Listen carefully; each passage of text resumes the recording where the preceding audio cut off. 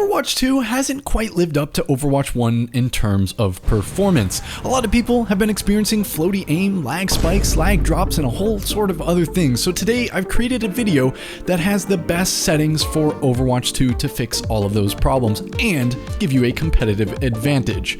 My name is Nate, and welcome to Blizzard Guides. Before we talk Overwatch settings, go to your Windows settings, display settings, advanced display settings, and select the highest number in this dropdown. That's your monitor's refresh rate, and it is important for what we talk about later. Also, if you are affected by the floaty aim issue or things just don't feel right, make sure you go to the Nvidia control panel and disable low latency mode under Manage 3D settings. For AMD cards, it's called anti-lag. I don't have an AMD card though, so I can't show you how that looks. Now go into your Overwatch settings and set the resolution and this number in the parentheses to be the same one that you just set. The reason why we do this is because we want to lower your SIM, which is your input lag. You can check your SIM by pressing Ctrl-Shift-N in-game. Depending on your monitor's refresh rate, there is a minimum SIM that you can achieve, so you can't get lower than that.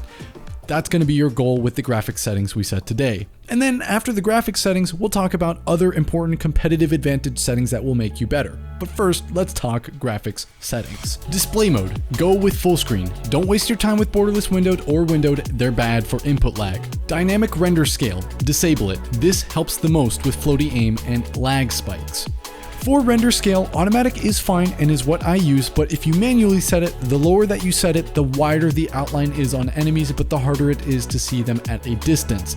Also, the lower it is, the lower your input lag. So if you have a lower end PC, set this to something like 80. For frame rate, set it to custom and then set it to your monitor's refresh rate plus 10. So I have 165 Hz, I do 175. VSync off, triple buffer off, and reduced buffer off. On Nvidia Reflex, if you have a 1000 series Nvidia card, do enabled. If you have a 2000 series or above, like me, like so, do enabled plus boost. Next, let's go over to the graphics quality tab. Select the low preset. High quality upsampling, default. Texture quality, high. This one, don't put lower than high because it increases your GPU's memory budget. It shouldn't affect your FPS by much at all. For texture filter quality, low. Fog detail, low. Dynamic reflections, off. For shadow detail, this one's very important. Set it to high or ultra. Try ultra first, and if your frame rate is just bad, drop it to high, but I really wouldn't set it lower than that. This gives you an advantage because while it does lower your FPS, you can get critical information about heroes that you otherwise wouldn't without even having to see the enemy. For model detail, low is the competitive professional setting, but I prefer medium just because the maps look nicer.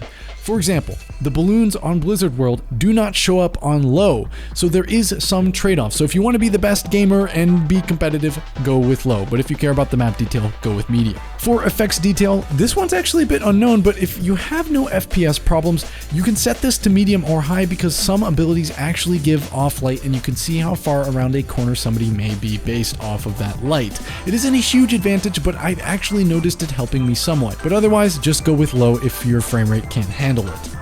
Next, let's rapid fire. Lighting quality, low. Anti-alias, low. Refraction quality, low. Ambient occlusion off, local reflections off, and damage FX off. Next, let's go over to the details tab and enable performance stat and at least enable frame rate and network latency. Frame rate is just FPS, so higher is better there. And then latency is your ping in game, and so lower is better for that number. Now, let's make a quick detour over to the controls tab. Go down here, click on this, and turn aim smoothing off. Now, this is a controller setting, but I've seen a few users on Twitter, and myself included, notice that turning this down fixed a lot of the floaty aim issues. It may just be a placebo, or it may be a bug, but turning it off doesn't hurt if you don't use a controller. Next, let's go into the accessibility tab and set camera shake to reduced and HUD shake off. Now, this is what this actually does.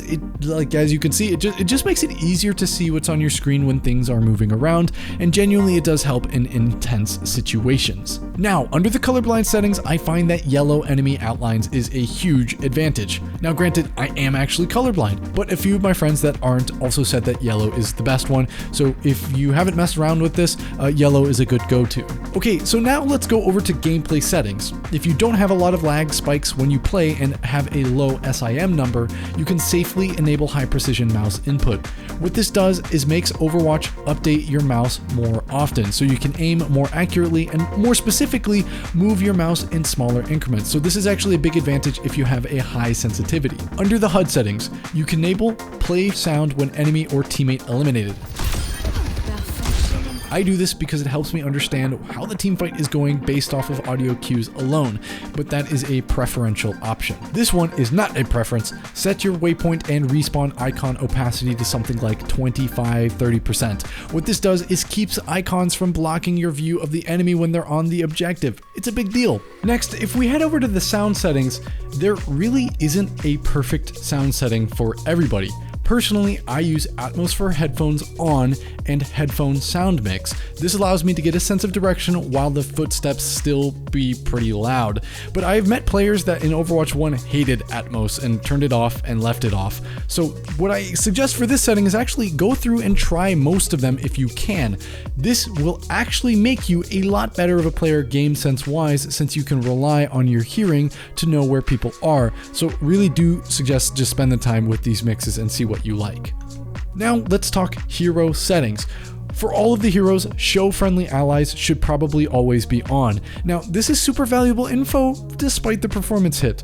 And also, if you have trouble pinging, try caps lock for ping or the number 3. Either you can hit caps lock with your pinky, or you can hit 3 very easily with the finger that you press W with. So I personally use 3. It's actually really strong. Now let's rapid fire some hero settings.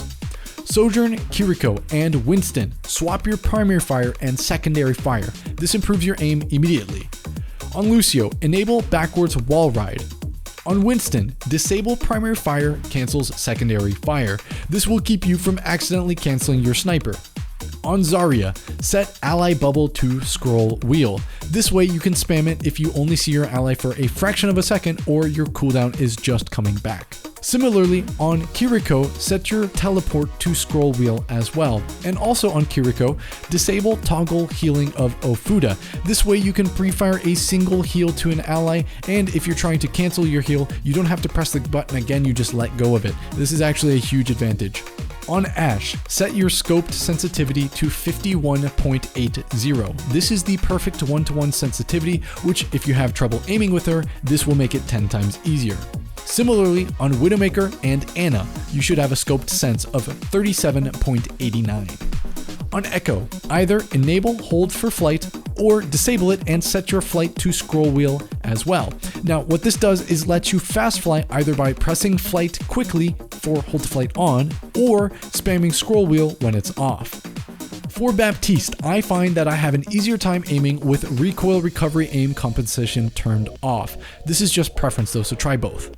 On Mercy, set Guardian Angel target priority to facing or prefer facing. Personally, I prefer facing. This allows you to heal somebody and fly to a different target at the same time. It's a huge advantage. And finally, for Zenyatta, set your orbs to scroll wheel. This allows you to place an orb on an ally or an enemy, even if you only see them for a fraction of a second. And lastly, I just want a quick word about optimizing Windows as a whole. There is a lot of content out there that just flat out is wrong, but there's also a lot you can do to optimize it. But the most important thing really is just make sure you don't have crap running in the background. Close all the programs that you can when you play. I use actually a specialized installation of Windows from this YouTube channel called Freethee, which is right here. You literally can improve your FPS and make your PC 10 times faster, not really, more like 20% faster with his advice. Now, you may have to reinstall Windows though to get the full benefit. So it's not like a quick and easy tip, which is why I don't go into depth, because I like my tips to be quick and easy. Oh, okay. Well, it's just for advanced people, okay? But it's worth doing. So check out his channel, try it out, you know. Anyway, okay, yeah, just try his stuff, it's good. But anyway, that's actually it for this video. Yeah, I actually found that these settings made Overwatch 2 feel like Overwatch 1, because prior to these settings, honestly, Overwatch 2 felt weird. It felt floaty, it felt bad, it didn't feel good to play, but now it feels like my aim's back and I don't have any problems. So if this is you know, try it out and let me know how it goes in the comments down below. But anyway, that's it for today. I hope you guys enjoyed this one. Have a nice day. My name is Nate, and this was Blizzard Guides.